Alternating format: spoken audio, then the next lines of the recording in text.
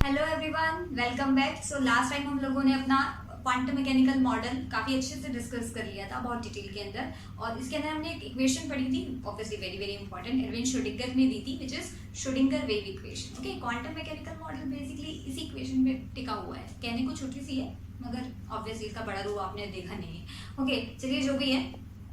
अच्छा, Schrodinger wave equation से ना चार बड़े इंपॉर्टेंट नंबर आए थे हमारे पास जब हमने श्रोडिंगर वेव इक्वेशन को सॉल्व किया था। और उन चार नंबर्स को बोलते हैं क्वांटम नंबर्स। तो basically quantum number is a set of 4 quantum numbers. Quantum number is basically the set of 4 numbers. Okay, अब आप मुझसे पूछेंगे कि भाई ये नंबर वाई, क्यों, क्या जरूरत पड़ी नंबर्स की, क्या इंपॉर्टेंस है इनकी इलेक्ट्रॉन के लिए, एटम्स के लिए। ठीक है, तो उससे पहले कि हम क्वांटम नंबर स्टार्ट करें, हम ये देखते हैं कि अगर आपको कोई घर जाना चाहता है, चलिए घर नहीं जाते हैं, ठीक है, अगर आप तक कोई पहुंचना चाहता है, अरे छोड़िए, सपोज कीजिए कि आप तक कोई चिट्ठी पहुंचाना चाहता है, तो उसको क्या क्या आपके बारे में पता होना चाहिए, कुछ चीजें पता होना चाहिए। ऐसे थोड़ी रैंडम चिट्ठी दे देगा वो, ठीक है। उसके बाद आपको उसे क्या क्या पता होना चाहिए, ठीक है। उसे आपकी कंट्री पता होनी चाहिए, आप पूरे अर्थ पे, अगर अर्थ गोल है तो ऑब्वियसली गोल है, ठीक है, तो आपकी कंट्री कौन सी है, आप किस देश के वासी हैं, ठीक है। इसके अलावा उसे पता होना चाहिए कि आपकी कंट्री के बाद क्या आता है, स्टेट, आप किस स्टेट में रहते हैं। इसके अलावा भाई स्टेट तक तो चलो हो गया, तो समझ आ जाएगा कि आप इस स्टेट में रहते हैं। और खाली स्टेट से थोड़ी पता चलेगा, स्टेट बहुत बड़ी होती है। तो डिस्ट्रिक्ट कौन सा है आपका, ठीक है। और इसके बाद डिस्ट्रिक्ट से भी काम नहीं चलने वाला, डिस्ट्रिक्ट भी खासा बड़ा होता है। डिस्ट्रिक्ट के बाद कॉलोनी कौन सी आती है, कॉलोनी में भी हो सकता है कि आपके नाम के 2-4 लोग रहते हो, अगेन पॉसिबल है, तो कॉलोनी से भी काम नहीं चलेगा। तो भाई आपका हाउस नंबर पता होना चाहिए। कई बार हाउस नंबर से भी काम नहीं चलता, मतलब अगर बहुत सारे फ्लैट्स है तो फ्लैट नंबर कह लीजिए, हाउस नंबर कह लीजिए, ठीक है। तो बेसिकली इतना तो पता होना चाहिए, आपके घर तक तो वो पहुंच ही जाए, उसके बाद आपको तो हम ढूंढ ही लेंगे, ठीक है। तो आप तक पहुंचने के लिए, यानी कि आपकी इन्फॉर्मेशन निकालने के लिए, आपकी लोकेशन फाइंड आउट करने के लिए हमें ये सारी चीजें पता होनी चाहिए, country, state, district, colony, house number, है ना। इनके बिना कुछ मुमकिन नहीं है।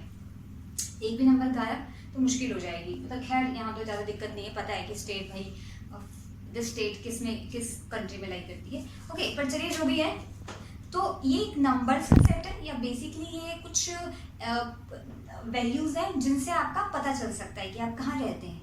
सिमिलरली अगर हमें ये जानना है कि इलेक्ट्रॉन, भाई एक इलेक्ट्रॉन थोड़े है, बतेगा इलेक्ट्रॉन है एटम के पास, ठीक है। तो एक इलेक्ट्रॉन, चलिए मान लीजिए एक भी है, कोई बात नहीं, उसकी पोजीशन भी तो पता होनी चाहिए ना। तो एटम के अंदर आपका इलेक्ट्रॉन कहाँ रहता है, उसकी पोजीशन क्या है, ये सब आपको कौन बताएगा, क्वांटम नंबर। तो जैसे आपका पता करने के लिए हमें ये सब चाहिए, इलेक्ट्रॉन का पता करने के लिए हमें एक क्वांटम नंबर चाहिए। अगर हमें 4 क्वांटम नंबर किसी इलेक्ट्रॉन के बारे में पता चल रहा है तो हमें उसकी सारी इंफॉर्मेशन पता चल जाएगी, that simple. Okay, now see, अब बात आती है, तो एक बार डेफिनेशन लिख लीजिए। लिख क्या लेते हैं, मैं ही लिखवा देती हूँ। लिखिए, क्या है quantum number, it is a set of 4 quantum number, sorry, set of 4 numbers.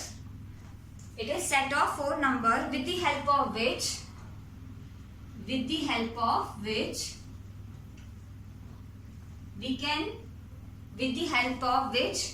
can get complete information about electron. We can get complete information about electron. मैं आशा करती हूँ, मुझे विश्वास है, आशा नहीं कर रही मैं, विश्वास है मुझे कि आप खाली तो नहीं बैठे होंगे, आपके पास कॉपी और पेन तो होगा। नहीं है तो वीडियो को पॉज कीजिए और पहले ढूंढ कर लेकर आइए जहां भी आपने उसको रखा हुआ है छुपा कर, ठीक है। क्योंकि सिर्फ टीचर के बोलते रहने से या टीचर के समझाने से टीचर को ही समझ आ रहा है, आपको कुछ नहीं आ रहा, पल्ले नहीं पड़ रहा आपके। तो एक पेन और एक कॉपी बहुत जरूरी है, उसको नोट डाउन करना very very important, this is the most important point in fact, ठीक है। तो which can get complete information about all electron in an atom। मतलब एटम के अंदर जितने भी इलेक्ट्रॉन्स हैं, जहां जहां भी मौजूद हैं, उन सब की इंफॉर्मेशन हमें कैसे पता चलेगी, और हमें कौन बताएगा, हमारे 4 क्वांटम नंबर्स, बेसिकली 4 सेट बताएंगे। ओके, चलिए, तो आप इसे समझ लीजिए कि these are like the address of electron, they are like address of electron. Okay, चलिए, एड्रेस किस लिख रहा है, देखिए मैंने लग रहा है, देखिए आप मेरी स्पेलिंग्स में मत जाना प्लीज, क्योंकि मेरी ज्यादातर स्पेलिंग गलत ही होती है, ठीक है, मतलब मुझे स्पेलिंग्स नहीं आती, ठीक है, मैं आपको पहले ही बता देती हूँ। चलिए ये तो भाई बात रही क्वांटम नंबर्स की डेफिनेशन की। अब एक एक करके इन क्वांटम नंबर्स को डिस्कस करते हैं। तो हेडिंग लिखिए सबसे पहले, first quantum number we have, write down principal quantum number, principal quantum number, ठीक है। क्या कह रहा है प्रिंसिपल क्वांटम नंबर? देखिए बेसिकली ना इसको n से डिनोट करते हैं और ये शेल के बारे में बताता है, n से डिनोट करते हैं और ये हमें शेल के बारे में बताता है। क्या बताता है? देखिए कह रहा है किसी भी न्यूक्लियस एटम के अंदर बहुत सारी शेल्स होती हैं, किसी भी एटम के अंदर बहुत सारी शेल्स होती हैं, ठीक है। जैसे ये n=1, ये n=2, ये n=3, शेल को n से डिनोट करते हैं। शेल हमेशा होल नंबर ही हो सकती है, शेल कैन नॉट बी 1.5, 2.5। आपकी कॉलोनी में तो एक घर होगा, तो दो घर होंगे, तो चार घर होंगे, 4.5 घर थोड़ी होंगे, प्लॉट को मत गिनने बैठ जाना आधा घर, ठीक है। तो आपके घर कॉलोनी में आके एक घर है, दो घर है, तीन घर है, 3.5 घर थोड़ी हो सकते हैं, ठीक है। तो n या तो 1 है, या तो 2 है, 3 है, ठीक है। n1 को बोलते हैं, आपने बचपन में पढ़ा है KLMNOP, पढ़ा है ना, ठीक है। तो प्रिंसिपल क्वांटम नंबर किसके बारे में बताता है? भाई शेल के बारे में बताता है। तो लिखिए किसके बारे में बताता है, मैं यहाँ पर लिख देती हूँ साइड में, प्रिंसिपल क्वांटम नंबर, यानी कि n हमें शेल के बारे में बताता है। बेसिकली n तो शेल ही है, ठीक है। तो प्रिंसिपल क्वांटम नंबर हमें शेल के बारे में बताता है। इसके अलावा ये हमें ये बताता है कि हर शेल की एनर्जी कितनी होगी, हर शेल की एनर्जी कितनी होगी। तो energy of electron in shell, basically electron की एनर्जी बताता है, energy of electron in shell. अब आप कहेंगे भी आप तो पढ़ाया नहीं, पढ़ाया था, आपको याद नहीं होगा। बोहर का जब मॉडल कर रहे थे उसमें हमने एक फॉर्मूला पढ़ा था 2π² समथिंग टाइप का, मुझे भी याद नहीं अच्छे से, ठीक है। तो वो फार्मूला जो है वो उसमें n यूज होता है ना, क्या लगाते हैं? एनर्जी ऑफ शेल का फार्मूला होता है ना -2.18 × 10⁻18, अरे मुझे याद है, ओवर n² z², जूल में आई मीन, ठीक है। तो यहाँ n यूज हो रहा है ना, तो शेल पता हो तो आपको एनर्जी पता चल सकती है। तो energy of electron in a shell, ये किसके बारे में बताता है, ठीक है। इसके अलावा ध्यान दीजिएगा कि n1 और n2 में से न्यूक्लियस से ज्यादा क्लोज कौन है? n1, मतलब n की वैल्यू जितनी छोटी होगी वो न्यूक्लियस के साथ क्लोज होगी, है ना। यानी कि n हमें क्या बताता है कि इलेक्ट्रॉन का डिस्टेंस क्या है न्यूक्लियस से, यानी कि अगर आपका इलेक्ट्रॉन n1 में बैठा है तो ऑब्वियसली वो न्यूक्लियस के करीब है। अगर आपका इलेक्ट्रॉन n2 में बैठा है तो बेचारा न्यूक्लियस से दूर है, और अगर आपका इलेक्ट्रॉन n3 में बैठा है तो बहुत ज्यादा दूर है। तो हमें n क्या बताता है? Distance of electron from nucleus, nucleus से इलेक्ट्रॉन का डिस्टेंस कितना है इसके बारे में बताता है, ठीक है। बेसिकली शेल के बारे में बताता है। हाँ जी, डिनोट करते हैं n से, हम ऊपर ही लिख चुके हैं। क्या क्या हो सकता है n? भाई 0 तो नहीं हो सकता, क्योंकि आपकी कॉलोनी में कम से कम एक घर तो होगा, अगर एक घर नहीं है तो कॉलोनी थोड़ी होगी वो, ठीक है। तो n की वैल्यू 1 हो सकती है, 2 हो सकती है, 3 हो सकती है, भाई कितनी भी हो सकती है, पर होल नंबर होनी चाहिए। अब इसको KLMNOP भी कहते हैं, KLM, ठीक है। बोहर मॉडल में हमने पढ़ा है, अगर आप थोड़ा सा याद करें बातों को, नहीं भी पढ़ा तो चलिए याद रख लीजिए, अगर आप पहली बार देख रहे हैं लेक्चर तो याद रख लीजिए कि जैसे जैसे आप न्यूक्लियस से दूर जाते हैं वैसे वैसे एनर्जी इंक्रीज होती है, जैसे जैसे आप न्यूक्लियस से बाहर की तरफ जाते हैं एनर्जी इंक्रीज होती है। तो सबसे कम एनर्जी किसकी हुई? भाई उसकी हुई जो n1 में बैठा है, जो फर्स्ट शेल में बैठा है उसकी एनर्जी सबसे कम हुई। तो सबसे कम एनर्जी किसकी है? फर्स्ट शेल की एनर्जी है ना।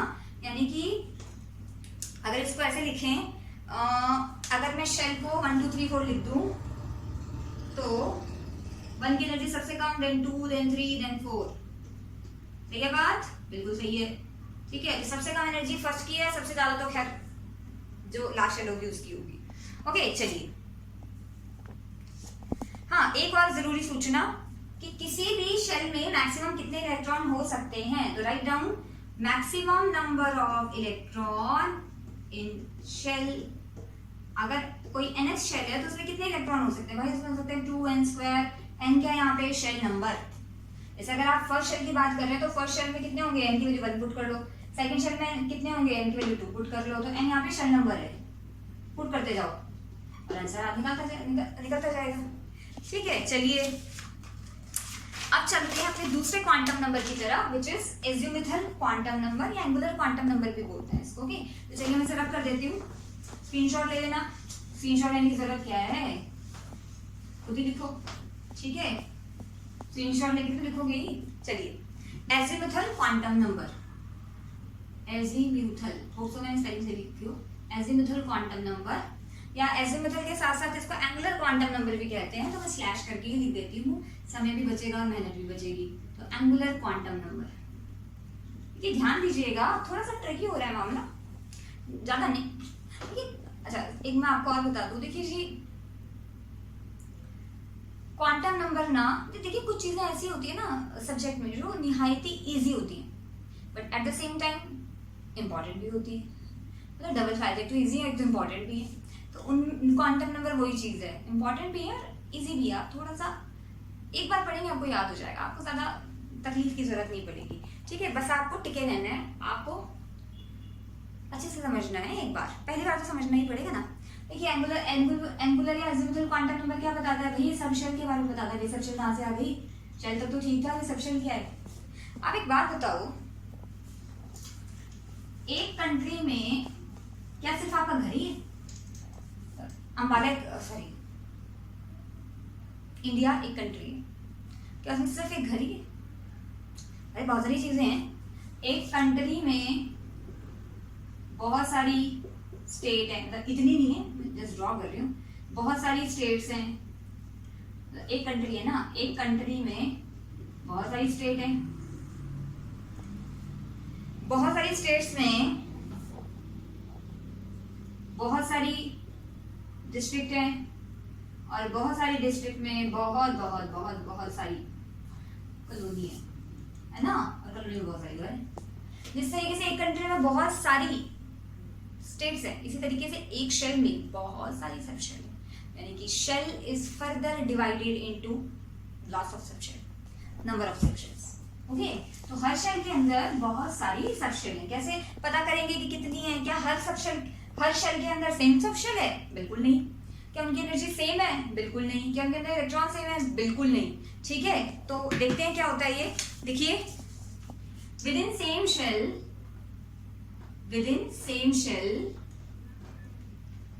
there are number of subshell,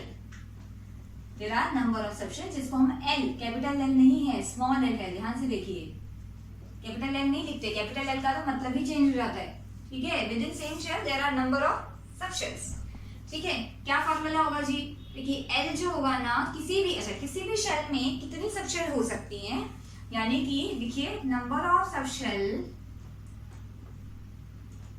in any shell, किसी भी शेल में कितनी सबशेल होगी, इसका फॉर्मूला होता है L is equals to 0 to n-1। यानी कि आप n की वैल्यू, शेल की वैल्यू पुट करते जाइए, आपको L पता चलता जाएगा। ठीक है, मैं इसको सिंप्लीफाई कर देती हूँ। देखिए, मान लीजिए आपके पास शेल, जिसको आप n कह रहे हैं, ठीक है, n ले लेते हैं एक तरफ और एक तरफ ले लेते हैं सबशेल। देखते हैं कि n की किस वैल्यू में कितनी सबशेल मौजूद है। ठीक है, चलिए मान लेते हैं कि आपने n1 ले लिया, मतलब फर्स्ट शेल की बात कर रहे हैं, तो लगाइए जी फॉर्मूला, n की वैल्यू 1 लिखेंगे तो क्या आएगा? अरे मैथ है ना सिंपल, तो 1 - 1 तो 0 होता है, यानी कि सबशेल 0 होगी। अब ध्यान दीजिएगा, 0 मतलब 0 अंडा नहीं है, 0 is not a 0, 0 is a value. ठीक है, और इस 0 को कहते हैं s। ध्यान दीजिएगा, 0 मतलब ऐसे नहीं कि 0 है, 0 मतलब s है। ठीक है, s बोलते हैं उसको। n = 2 पुट कीजिए, n = 2 होगा तो क्या होगा? देखिए, मैं साइड में लिख दूं, मैं रब करती रहूंगी बार बार। अगर आप n2 लिखेंगे तो 0 to 1 होगा ना ये। तो 0 to 1 का मतलब क्या है? आपको 0 भी लेना है, 1 भी लेना है। मैं आपको बताती हूँ बच्चे कितने अच्छा काम करते हैं। बच्चे क्या करते हैं? बच्चे खाली 1 लेके बैठ जाते हैं। अरे भाई 2 लिखा है, ध्यान से देखिए, T-O 2, तो you have to take all the values from 0 to that। Okay, now 0 to 1 तो 2 वैल्यू होगी ना, कौन कौन सी? एक 0 और एक 1। ठीक है, बाद देखिए, 0 तो आपको पता चल गया ऐसे होता है, 1 P होता है, किसी का भी 0 ऐसे होगा और 1 P होगा। Okay, next we have n = 3। अब n = 3 में रखिए, l कहां से कहां तक होगा? 0 to 2 होगा ना, तो 0 to 2 में क्या वैल्यू आएगी? आपके पास आएगी 0, 1 and 2, यानी कि S P D। ठीक है बात। चलिए फिर एक और लिख लेते हैं इसी अनुसार। n इक्वल्स टू 4 में क्या वैल्यू आएगी आपके पास? आएगी L 0 to 3। देखिए 0 के लिए आपको अभी बताया S होता है, 1 के लिए P, 2 के लिए D और 3 के लिए F। तो अच्छा एक बात समझ रहे हैं, देखिए फर्स्ट शेल में कितनी सबशेल है? 1। सेकंड शेल में कितनी सबशेल है? 2। ये वैल्यूज ना उसकी। थर्ड शेल में कितनी सबशेल है? 3। और फोर्थ में कितनी है? 4। इस बात का समझ रहे हैं आप कि हर शेल में कितनी सबशेल होंगी ये इक्वल होगा कि उसका शेल नंबर कितना है। सपोज मैं आपसे पूछूं कि 10th शेल में कितनी सबशेल होंगी, तो दिमाग नहीं लगाने का, सिंपली बोलने का 10 शेल 10वीं जो शेल होगी उसके अंदर 10 सबशेल ही होंगी। सिंपल कैलकुलेट कर सकते हो आप, जरूरी नहीं। ओके चलिए साइड में एक और टेबल बना लेते हैं। क्या ऐसे मैंने लिख दिया यहाँ पे, पर फिर भी एल की हर वैल्यू के लिए हमने कुछ डेजिग्नेशन दिया है। डेजिग्नेशन बोले तो हमने कुछ उसका नाम दिया है। जैसे अगर एल की वैल्यू 0 आ जाए तो आप उसको एस कहोगे, 1 आ जाए तो आप उसे पी कहोगे, कहीं भी आ जाए 2 आ जाए तो आप उसे डी कहोगे, 3 आ जाए तो आप उसे एफ कहोगे, 4 आ गया तो जी कहोगे। बस जरूरत नहीं पड़ेगी, इतने एलिमेंट अभी हमारे पास है नहीं, 118 ही है। जब आ जाएंगे तब कर भरते रहेंगे इसको। ओके चलिए अब आप पूछोगे जी एसपीडीएफ क्यों लिखा आपने? आप एबीसीडी लिख दे।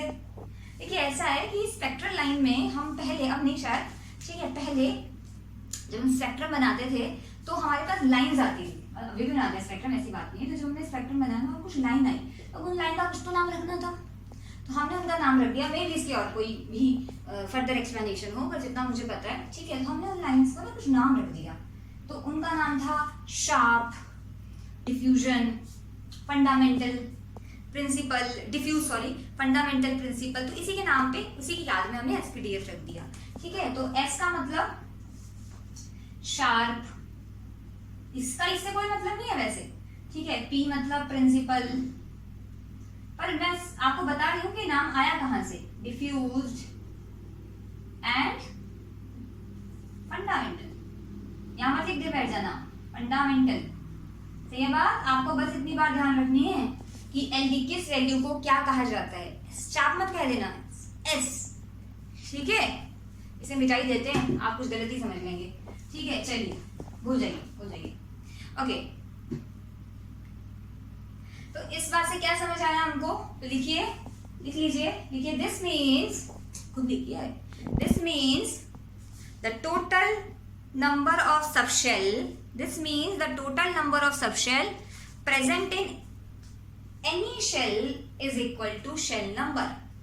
This means the total number of subshell present in any shell is equal to shell number. Okay, now अच्छा, इनकी अगर मैं एनर्जी बताऊं, जरा थोड़ी सी लिख लेते हैं। अगर मैं आपको इनकी एनर्जी बताऊं, एनर्जी ऑफ सबशेल की एनर्जी क्या होती है? मतलब एसपीडीएफ की एनर्जी सेम है कि अलग है? बिल्कुल अलग है।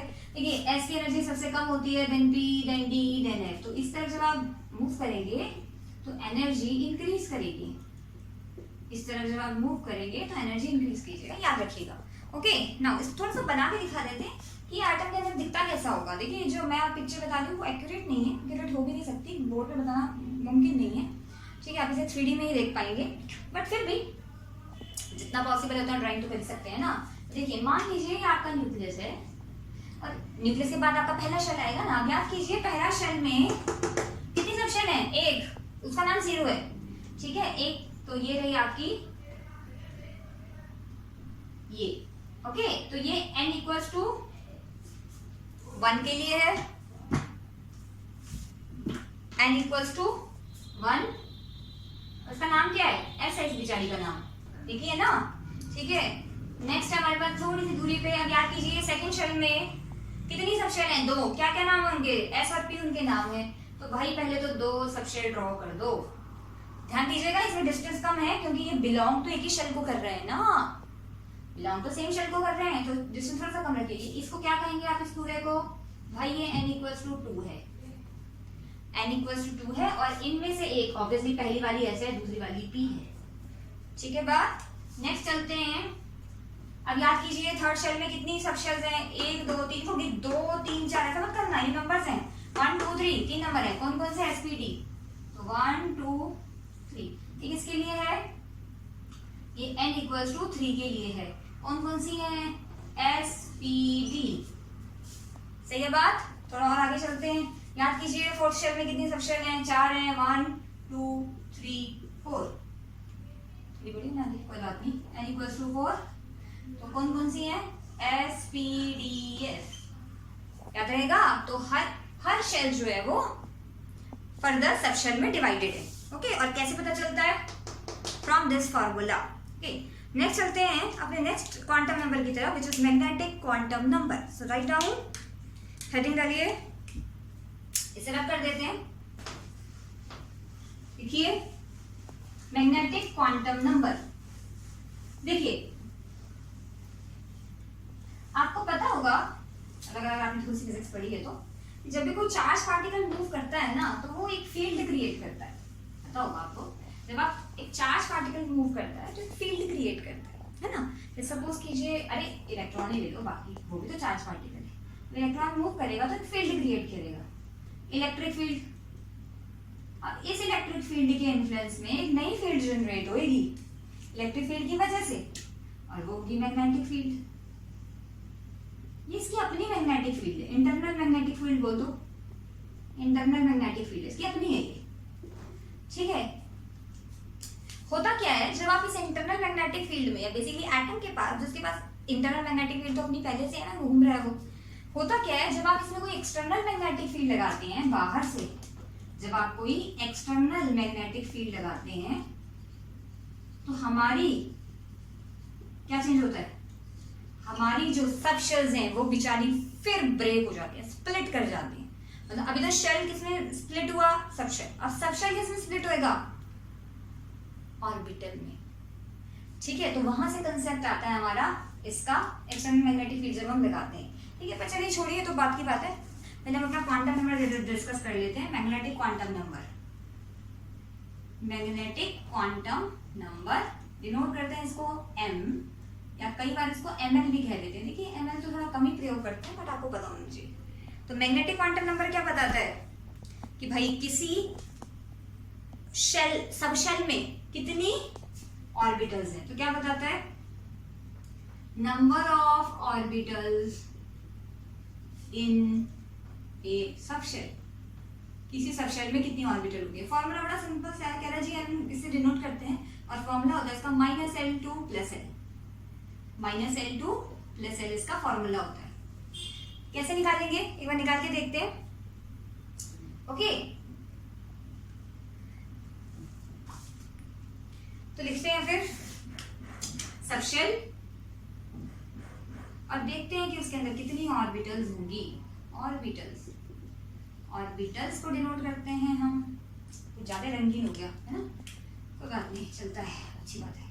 ऑर्बिटल होती है m और सब शेल होती है l।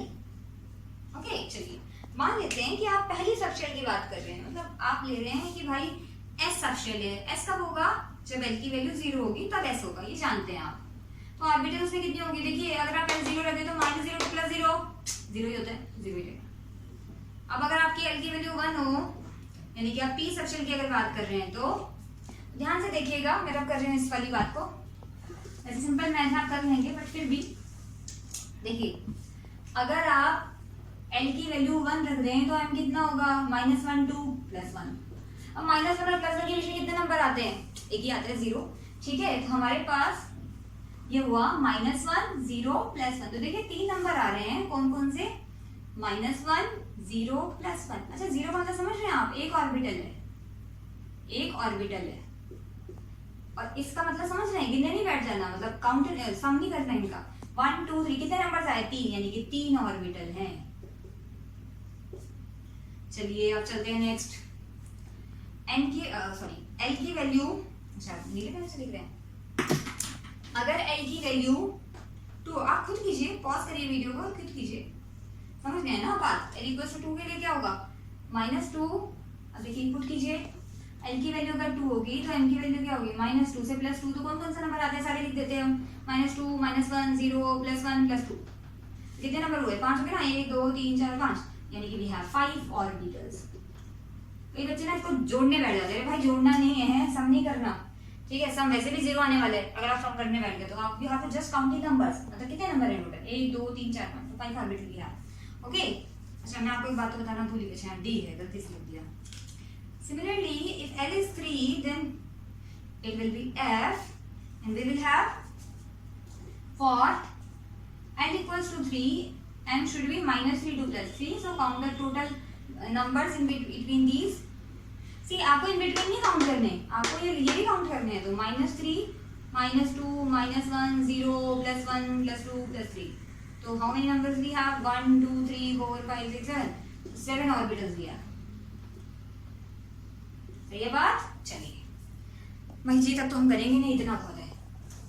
तो इसका मतलब ये हुआ, अगर मैं सीधे सीधे शब्दों में इसको संक्षिप्त में लिखूं कि क्या मतलब है इस बात का, तो इस बात का मतलब ये हुआ कि जब आप सबशेल आपकी सबशेल जब आपकी S होती है तो उसमें एक ऑर्बिटल होती है, P में 3 ऑर्बिटल होती है,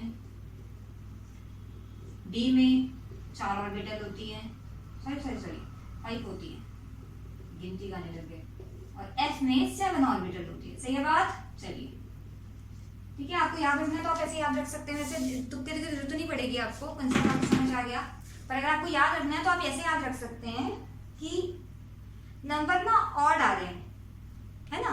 जैसे आपने लिखा 1 के बाद 3, 1 के बाद 3, 3 के बाद 4 नहीं आ रहा, 5 आया, 5 के बाद 6 नहीं आ रहा, 7 आ रहा है, तो 1 3 5 आप भूलेंगे नहीं, पहले नहीं भूलेंगे, बाकी तो आपको प्रैक्टिस बहुत हो जाएगी। ओके नाउ नेक्स्ट चलते हैं। अभी क्या है ये नंबर्स के कॉरेस्पॉन्ड क्या ऑर्बिटल्स होती हैं वो हम बाद में पढ़ेंगे जब हम शेप्स ऑफ ऑर्बिटल पढ़ेंगे डिटेल में, ठीक है। अब आप मुझसे पूछ सकते हैं कि भाई ये जो अलग अलग ऑर्बिटल्स आपने बनाई है, जैसे P की 3 ऑर्बिटल है, D की 5 है, ठीक है, क्या इन ऑर्बिटल की एनर्जी अलग होगी, नहीं होगी।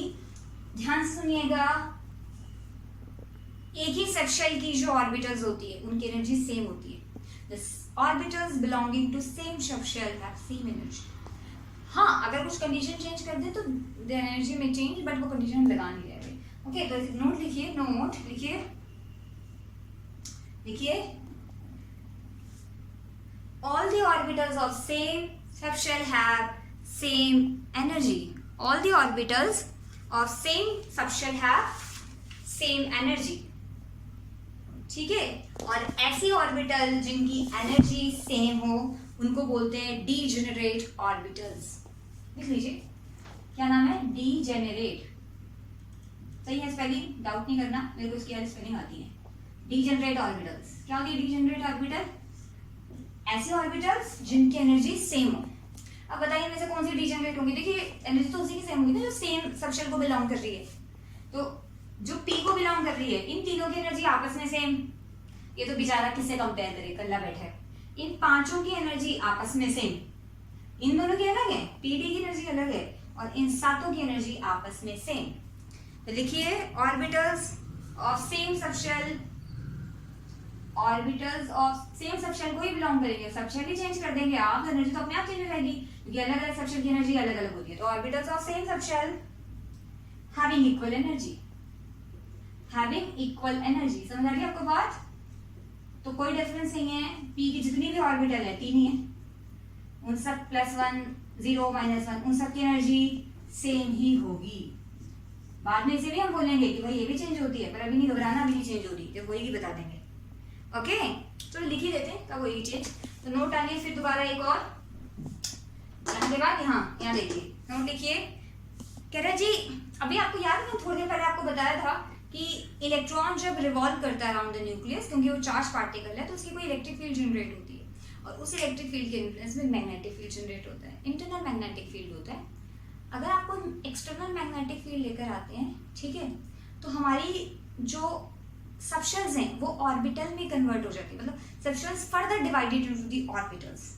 उस केस में अगर आप एक्सटर्नल मैग्नेटिक फील्ड लगा रहे हैं तो उस केस में डीजेनरेसी ब्रेक हो जाती है, यानी कि जो अभी ये 5 पांडव थे sorry not Pandav, I mean जो 5 सेम ऑर्बिट एनर्जी की ऑर्बिटल थी, अब इनमें मतभेद हो जाएगा, बोले तो इनकी एनर्जी अनइवन हो जाएगी। किसी की ज्यादा, किसी की कम, कलेश हो जाएगा इनमें। तो ध्यान से सुनिए, लिखिए डीजेनरेसी ब्रेकडाउन, लिखिए डीजेनरेसी कब होगी ब्रेकडाउन? जब कोई एक्सटर्नल मैग्नेटिक फील्ड आएगा, कोई ने इनके बीच में फूट डलवाएगा। फूट समझते हैं? फूट, फूट लाइक हिंदी का वर्ड है फूट, पता है ना आपको फूट क्या होता है? फूट डलवाना। अरे चलिए आप समझ गए हैं। Degeneracy breakdown in presence of external magnetic field, मतलब अब इनकी एनर्जी सेम नहीं होगी, पर फिलहाल आपको नहीं बताना, आपको सिर्फ लिख देना है presence of external magnetic field. सही है बात? चलिए next we have spin quantum number which is the last quantum number. अच्छा, अगर मैं आपसे पूछूं कि भाई ये मैग्नेटिक क्वांटम नंबर हमें क्या क्या बताता है, तो मैग्नेटिक क्वांटम नंबर की बताने की तो जगह ही नहीं बची।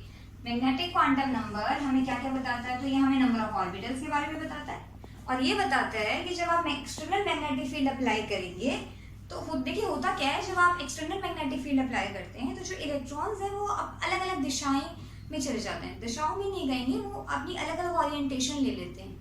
ठीक है, तो उन ओरिएंटेशन के बारे में हमें ये मैग्नेटिक फील्ड बताता है। तो अगर मैं शॉर्ट फॉर्म में लिखूं कि हमें एम क्या बताता है, तो ये हमें नंबर ऑफ ऑर्बिटल्स के बारे में बताता है, और इसके अलावा ये हमें जो इलेक्ट्रॉन डिफरेंट ओरिएंटेशन में आएंगे उसके बारे में बताता है। ठीक है, तो number of prefer orientation of electron, वैसे दोनों बातें सेम ही है, नंबर ऑफ प्रेफर्ड, पर समझाने के लिए अलग अलग लिखी है, orientation of electron in sub shell की, एक सब शेल में इलेक्ट्रॉन किस तरीके से अलग अलग दिशाओं में चला जाएगा। Number of preferred orientation of electron in, number of preferred orientation of electron in sub shell. ठीक है बात? चलिए नेक्स्ट। अच्छा, मैंने आपको एल के बारे में शायद बताया नहीं कि एल क्या क्या बताता है ना, लिख लीजिए, वैसे आपको समझ आ गया होगा, आप पीछे आपने जगह छोड़ी होगी। तो एल हमें क्या क्या बताता है? एल हमें बताता था सबशेल के बारे में, ठीक है, और क्या बताता है एल हमें इसके अलावा? सबशेल के बारे में और उनकी शेप्स के बारे में, शेप ऑफ सबशेल, इसके अलावा अलग अलग सबशेल की जो एनर्जी होगी, relative energy of different subshell, relative energy पता है ना, ऐसी एनर्जी सबसे कम then P then D, relative energies of subshell. ठीक है, और नंबर ऑफ सबशेल तो खैर बताता ही है, नंबर ऑफ सबशेल। ओके, हाँ, एंगुलर मोमेंटम के बारे में बताता है। आप बोलते हैं कैसे? तो भाई इसका एक फॉर्मूला होता है, फिलहाल मैं नहीं बता रही हूँ, ठीक है, तो आपको अभी जानने की जरूरत नहीं है, फिलहाल इस लेवल पे आपको एंगुलर मोमेंटम बता देंगे कभी फ्यूचर में। ठीक है, तो एंगुलर मोमेंटम के बारे में बताता है, इसका एक फॉर्मूला होता है। चलिए चलते हैं अपने लास्ट क्वांटम की तरफ, which is spin quantum number. देखिए हम समझ चुके हैं अभी तक कि हर एटम के अंदर एक शेल होती है, एक नहीं बहुत सारी, हर एटम के अंदर शेल होती है, हर शेल के अंदर सब शेल होती है, और हर सब शेल के अंदर ऑर्बिटल्स होती हैं। तो अब ऑर्बिटल के अंदर कौन होता है? ऑर्बिटल के अंदर होते हैं इलेक्ट्रॉन्स। अब आगे कुछ नहीं है, बहुत है, बस पहुंच तो गए घर। नेक्स्ट स्लाइड में लिख देते हैं क्या पढ़ा हमने। भाई हर एटम में सब शेल होती हैं, बहुत सारी, हर एटम में शेल्स होती हैं, हर शेल्स में सब शेल्स होती हैं, और हर सब शेल्स में बहुत सारी ऑर्बिटल्स होती हैं, और उन ऑर्बिटल्स के अंदर रहते हैं हमारे इलेक्ट्रॉन। देखिए इलेक्ट्रॉन के कितने ठाट है नहीं मतलब सही है, सही जा रहे हैं। ठीक है, तो यहाँ हमारा इलेक्ट्रॉन रहता है, तो फिर चौथे क्वांटम नंबर की क्या जरूरत पड़ेगी आपको? देखिए इलेक्ट्रॉन रहता तो है, पर अब लोचा है, क्या लोचा है? देखिए ध्यान से सुनिएगा, ये आपकी न्यूक्लियस है और ये आपका इलेक्ट्रॉन है। चलो ठीक है, आपने पहुंचा लिया उसको, ऑर्बिटल में घूम रहा है वो आराम से, कोई टेंशन नहीं। कि ध्यान दीजिएगा कि जब इलेक्ट्रॉन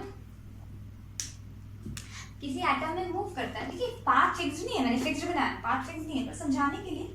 अब हम क्लाउड कहाँ से लाए? इलेक्ट्रॉन क्लाउड, समझाने के लिए। अब ये ना कहना कि आप बोहर को कल कह रहे थे कि वो खराब है, उसका मॉडल फेल है, आप खुद ही अभी फिक्स ड्रॉ कर रहे हो, फिक्स ऑर्बिटल। प्रॉब्लम है इसकी, अब क्या करें, मतलब समझ पा रहे हैं ना, ये फिक्स्ड शेप फिक्स नहीं है, पर सुविधा के लिए हम ऐसा कर रहे हैं। ठीक है, चलिए ये इलेक्ट्रॉन है, ठीक है, और ये इलेक्ट्रॉन जो है वो मजे में घूम रहे हैं, मजे कर रहे हैं। तो इस मोशन को आप क्या कहेंगे? ऑर्बिटल मोशन, ऑर्बिटल में जो इलेक्ट्रॉन घूम रहा है आप उसे ऑर्बिटल मोशन कहेंगे, सही है बात। इसके अलावा इलेक्ट्रॉन अपने स्पिन पे भी घूमता है। इलेक्ट्रॉन दो टाइप के मोशन करता है, एक तो ऑर्बिटल के चक्कर काट रहा है और एक खुद के चक्कर काट रहा है। तो कैसे काटेगा मुझे नहीं पता, पर काट रहा है। मतलब अब इस मोशन को कहते हैं स्पिन मोशन, पहली बात। दूसरी बात, ये जो स्पिन मोशन है आप खुद दिमाग लगाइए कि अगर आपके पास कोई लट्टू है, लट्टू को इंग्लिश में क्या कहते हैं? लट्टू। आप सोच रहे होंगे कि आप मुझे इतना पसीना क्यों आ रहा है, फैन ऑफ है इसलिए, ठीक है। और गर्मी ठीक ठाक है, अच्छी गर्मी है, ठीक है। स्पिन मोशन दो टाइप का होता है। अब आप सोच रहे होंगे अच्छा लट्टू पे थे हम, देखिए लट्टू जब घूमता है, लट्टू क्या होता है? लट्टू मुझे बताया भी था किसी ने कि इंग्लिश में क्या बोलते हैं। मतलब बॉल ले लीजिए, आप जब क्रिकेट बॉल लेते हैं तो आप उसे दो तरीके से स्पिन कर सकते हैं ना, या तो क्लॉक या एंटी क्लॉक, समझ रहे हैं? Clock anti clock, clock anti clock, बहुत हो गए, ठीक है। तो दो टाइप के स्पिन मोशन हो सकते हैं, क्लॉक और एंटी क्लॉक। तो इलेक्ट्रॉन जब घूमता है एटम के न्यूक्लियस के अराउंड, तो वो ऑर्बिटल मोशन भी करता है और स्पिन मोशन भी करता है। ये स्पिन मोशन दो टाइप का होता है, या तो क्लॉकवाइज या एंटी क्लॉकवाइज, क्लॉकवाइज या एंटी क्लॉकवाइज, सही है बात? ऐसे लिख देते हैं, क्लॉकवाइज या एंटी क्लॉकवाइज। अब या तो अगर वो क्लॉकवाइज घूम रहा है तो उसको डिनोट करते हैं +½ से, और अगर वो एंटी क्लॉकवाइज घूम रहा है तो उसको डिनोट करते हैं -½ से, ठीक है। या फिर उसको ऊपर ऐसे एरो ऊपर कर देते हैं और क्लॉक एंटी क्लॉक का एरो नीचे कर देते हैं। इलेक्ट्रॉन क्लॉकवाइज घूम रहा है कि एंटी क्लॉकवाइज घूम रहा है, इसकी जानकारी हमको कौन देता है? हमारा next quantum number which is spin quantum number. Write down,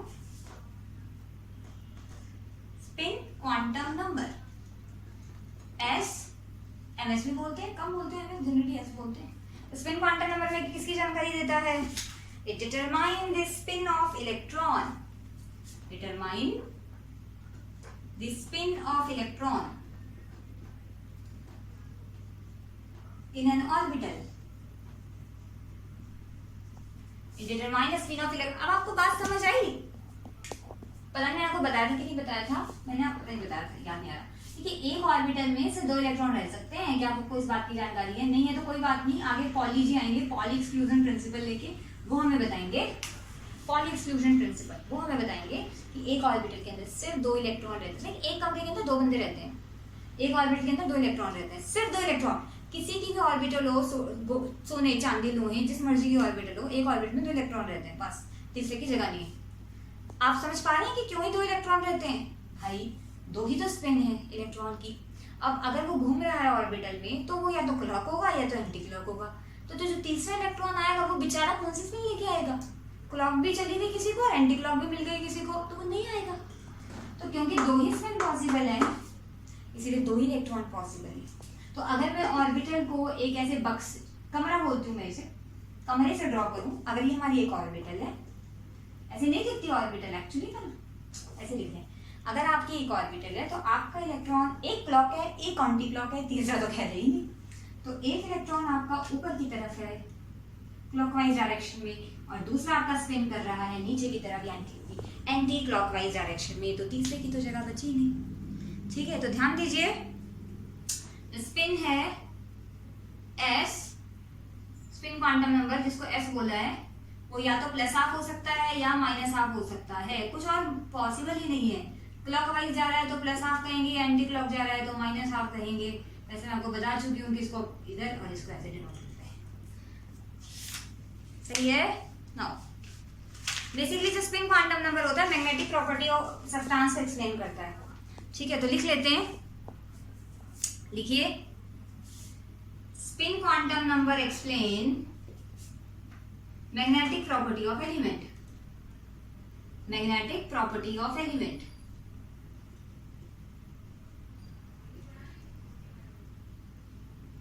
substance लिख लीजिए, magnetic property of substance, substance में सब आ जाएंगे। ठीक है, चलिए। अच्छा, इसमें आपको एक और चीज बता दूं, देखिए कैसे एक्सप्लेन करता है, इसकी एक्सप्लेनेशन ले लेते हैं, कैसे हुआ ये बात, एक्सप्लेनेशन। देखिए, अगर आपकी सारी ऑर्बिटल फुल्ली फील्ड है, देखिए जब इलेक्ट्रॉन मूव करता है और स्पिन किसी क्लॉक या एंटी क्लॉक स्पिन में घूमता है, तो वो एक मैग्नेटिक मूवमेंट क्रिएट करता है, मूवमेंट नहीं मूवमेंट, मैग्नेटिक मूवमेंट क्रिएट करता है, ठीक है। और जब कोई एंटी क्लॉक घूमेगा तो वो भी मैग्नेटिक मूवमेंट क्रिएट करेगा, but because they both are in a different direction, so the magnetic movement produced by the one electron will be cancelled out by the magnetic movement produced by the second electron, ठीक है। और इस वजह से जो total magnetic movement आपको मिलेगी वो जीरो मिलेगी। दोबारा सुनिए, अगर आपके पास if fully filled all orbitals are fully filled, if all orbitals are fully filled, तो उस केस में क्या होगा, एक इलेक्ट्रॉन जो मैग्नेटिक मूवमेंट क्रिएट कर रहा है उसको दूसरा इलेक्ट्रॉन की जो मैग्नेटिक मूवमेंट है वो कैंसिल कर देगी। वाई? क्योंकि दोनों की अपोजिट स्पिन है, स्पिन मैटर्स, डायरेक्शन मैटर्स, ठीक है। तो लिखिए if all the orbitals are fully filled then magnetic movement produced by one electron will be cancelled out. Magnetic movement produced by one electron will be cancelled out by other, by that of other. मुझे अंग्रेजी लिखनी नहीं आती, आप समझ गए ना बात? by that of other electron, एक ही घर में, एक ही कमरे में जो रह रहे हैं, ठीक है। हाँ, अगर एक इलेक्ट्रॉन अपवर्ड है, एक इलेक्ट्रॉन अपवर्ड है, जो हो नहीं सकता, ठीक है, तो उस केस में दोनों की मैग्नेटिक मूवमेंट ऐड होगी। बट ऑब्वियसली एक ऑर्बिटल में एक दोनों इलेक्ट्रॉन की स्पिन सेम नहीं होती, एक क्लॉक होता है दूसरा एंटी क्लॉक होता है, ध्यान दीजिएगा। एक ही ऑर्बिटल में जो दो इलेक्ट्रॉन रहते हैं उनकी स्पिन सेम नहीं होती। इसका भी रीजन है कि स्पिन सेम क्यों नहीं होती, उसको मैं थोड़ी देर में बताऊंगी आपको। Magnetic movement produced by one electron will be cancelled out by the atom of other. और ऐसे सब्सटेंस को बोलते हैं डायमैग्नेटिक, ठीक है। अच्छा, आप ये ऐसे कह सकते हैं cancelled by that of other, therefore net magnetic movement कितनी होगी आपको, टोटल मैग्नेटिक मूवमेंट कितनी मिलेगी, मिलेगी नहीं, कैंसिल हो गई सारी, एक ने दूसरे को कैंसिल कर दिया, देखो नेट मैग्नेटिक मूवमेंट जीरो। इनको कहते हैं डायमैग्नेटिक सब्सटेंस, समझ आ गई बात। चलिए नेक्स्ट है पैरामैग्नेटिक। पैरामैग्नेटिक कब होता है, जब आपके पास कुछ ऑर्बिटल इनकम्प्लीट हो। इनकम्प्लीट मतलब उनके अंदर एक एक इलेक्ट्रॉन हो, फुल्ली फील्ड नहीं है, पार्शियली फील्ड है। जैसे इस ऑर्बिटल में सिर्फ एक इलेक्ट्रॉन है, अगर इसे ड्रॉ कर लेते हैं ऐसे, अच्छा लग रहा है। अगर एक ऑर्बिटल में सिर्फ एक ही इलेक्ट्रॉन है तो वो जो मैग्नेटिक मूवमेंट क्रिएट करेगा उसको कैंसिल कौन करेगा, कोई नहीं करेगा, तो उसमें कुछ ना कुछ तो मैग्नेटिक मूवमेंट आएगी, यानी कि जो मैग्नेटिक मूवमेंट होगी वो नॉट इक्वल टू जीरो होगी। उस केस में आपको कुछ नेट मैग्नेटिक मूवमेंट मिलेगी। लिखिए, अब मैं लिख नहीं रही, आप लिखिए, खुद ही लिखिए। If some half filled orbital are present, if some half filled orbital are present, तो क्या होगा, we get some net magnetic movement, we get some net magnetic movement। और ऐसे सब्सटेंसेस को जिनके पास कुछ मैग्नेटिक मूवमेंट होती है, क्योंकि कैंसिल करने वाला है ही नहीं, उसको बोलते हैं पैरामैग्नेटिक। पैरामैग्नेटिक, इनकी जानकारी आपको भविष्य में आगे आने वाले चैप्टर्स में बहुत भरपूर मिलेगी, ठीक है। अभी इनको और नहीं बढ़ाएंगे हम। We get some magnetic movement, जिनको बोलते हैं पैरामैग्नेटिक। तो सिंपल सा कंसेप्ट है, अगर आपके पास कुछ हाफ फील्ड ऑर्बिटल मौजूद हैं तो वो पैरामैग्नेटिक सब्सटेंस है। अगर आपके पास सारी की सारी फुल्ली फील्ड है तो वो आपकी डायमैग्नेटिक है। समझ गई बात। चलिए अब चलते हैं, अच्छा आप एक सिंपल सी बात पे चलते हैं कि भाई दोनों की स्पिन सेम क्यों नहीं हो सकती। ये भी वैसे पॉली एक्सक्लूजन प्रिंसिपल है।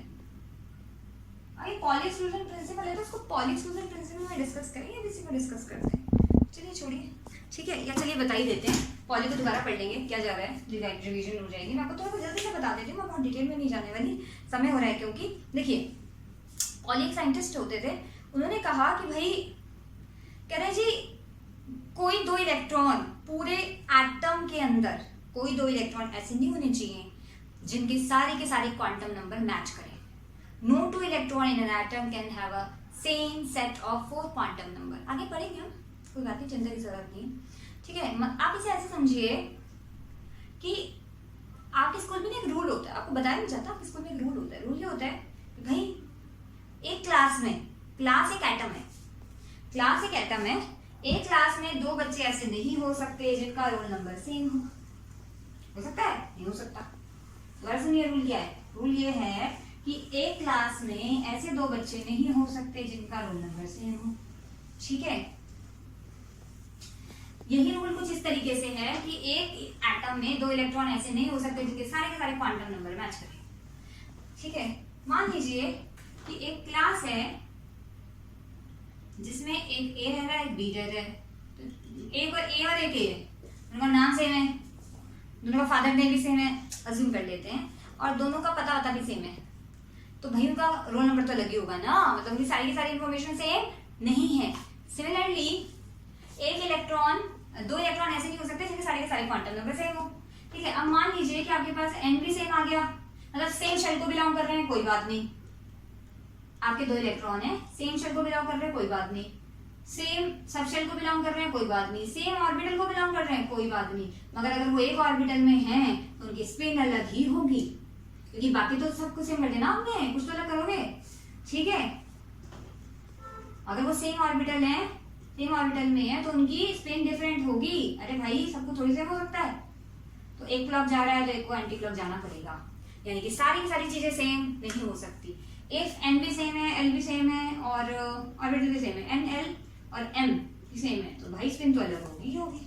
अगर स्पिन भी सेम हो गई ऐसा तो मुमकिन ही नहीं है, पॉली के केस में बात। ठीक है बात, चलिए इसे बाद में डिटेल में पढ़ेंगे। वैसे हम छोटे से क्वेश्चन ले लेते हैं, बहुत सिंपल है। कह रहा है calculate value of N L M and S for F के लिए बताओ जी। देखिए जी, जो आगे लिखा होता है ना, एफ क्या है? एफ तो हमारा एल की वैल्यू है ना, जो आगे लिखा होगा ना वो एन बताएगा, वो एन होता है, आगे जो लिखा होता है वो एन होता है, ध्यान दीजिएगा। ठीक है, और जो यहाँ लिखा होता है वो हमारा एल होता है। तो 4f कह रहा है, यानी कि एन की वैल्यू कितनी है? 4, और एल की वैल्यू कितनी है? भाई एल की वैल्यू तो पता नहीं, पर एल 4 है, तो याद कीजिए एल एफ है, मतलब याद कीजिए फॉर एफ एल कितना हुआ करता था, फाइनल लिख लेते हैं। अगर एल 0 है तो उसको एस कहते हैं, अगर एल 1 है तो उसको पी कहते हैं, अगर एल 2 है तो उसको डी कहते हैं, अगर 3 है तो एस वी डी एफ कहते हैं, पता है ना। तो फॉर एफ के लिए एल कितना होगा? 3 होगा, यानी कि एल की वैल्यू 3। Simple simple simple. और ये एम क्या है? देखिए कुछ स्पेसिफाई नहीं है यहाँ पर, इसमें बहुत डिटेल में नहीं दिया हुआ, तो आप एम की जितनी भी वैल्यू पॉसिबल है ना सारी लिख डालिए। तो एल की 3 होगी तो एम कहाँ से कहाँ तक होगा? -3 है +3 होगा, तो सारी वैल्यू पॉसिबल होंगी, यानी कि -3 -2 -1 0 +1 +2 +3। और स्पिन क्या होगी भाई? 2 ही हो सकती है, +½ और -½ ऐसे करना आपने क्वेश्चन। ठीक है, एक और क्वेश्चन उठा लेते हैं। कह रहा है, अच्छा चलो इसी में से कर लेते हैं, 3D कह रहा है, 3D, चलिए छोड़िए, 3s ले लीजिए। तो 3 क्या है? n की वैल्यू क्या है? 3। l की वैल्यू क्या है? l s है ना, s के लिए क्या होता है? 0।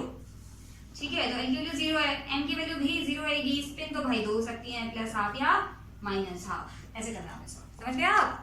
एक क्वेश्चन पूछ रहा है, ये कह रहा है which of the following is not possible. आपसे पूछ रहा है कौन सा पॉसिबल है कौन सा नहीं। मैं थोड़ी खिचड़ी पका दी, सॉरी, पॉसिबल है कि नहीं है वो ये पूछ रहा था। दोबारा बता देंगे, कोई बात नहीं, और डिटेल में आपको बता दूंगी मैं नेक्स्ट वीडियो के अंदर। कह रहा पॉसिबल है कि नहीं, 1p पॉसिबल है। देखिए जी, पहले तो आप n और l बताइए इसका। n क्या है? 1, और l क्या है? p मतलब 1। आप खुद सोचिए कि अगर n 1 हो तो l 1 हो सकता है। एक काम करते हैं ना, फॉर्मूला लगाते हैं। क्या पढ़ा हमने? जो l होता है वो 0 to n - 1 होता है। इस बात आपने समझ लिया आप कि l हमेशा n से एक कदम छोटा होगा, l हमेशा n से एक कदम छोटा होगा, मगर यहाँ तो बराबर आ गया, यानी कि इट इज नॉट पॉसिबल, क्योंकि इस फॉर्मूला के according l will always be smaller than n, पर यहाँ तो बराबर आ गया, गलत है। ओके, चलिए आज इतना ही करते हैं, बाकी क्वेश्चन नेक्स्ट वीडियो में करेंगे। आप क्वांटम नंबर समझ जाइए, क्वेश्चन तो बहुत आसान है इसके, बस आप टॉपिक समझ जाइए, क्वेश्चन में कुछ नहीं रखा, ज़्यादा नहीं है, बहुत छोटी सी बात है, छोटा सा टॉपिक। आपको लगा क्या होगा कि कितना आसान है, ठीक है, आपको आ ही गया होगा अब तक।